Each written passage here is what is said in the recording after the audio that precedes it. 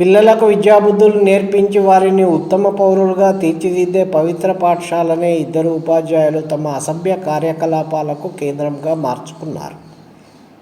రాజస్థాన్లోని చిత్తూరుగఢ్లోని ఓ ప్రభుత్వ పాఠశాలలో మహిళా టీచర్తో ఉపాధ్యాయుడు రాసలీల వీడియో సామాజిక మాధ్యమాల్లో వైరల్గా మారింది.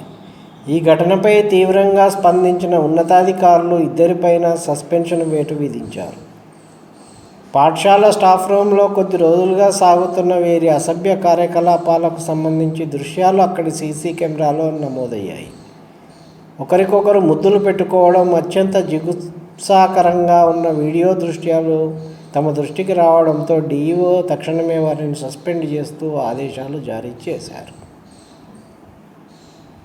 పాఠశాలను తమ కార్యకలాపాలకు వాడుకుంటున్నటువంటి ఇద్దరు టీచర్లు చూడండి ఎట్లా ఉన్నదో కాలం.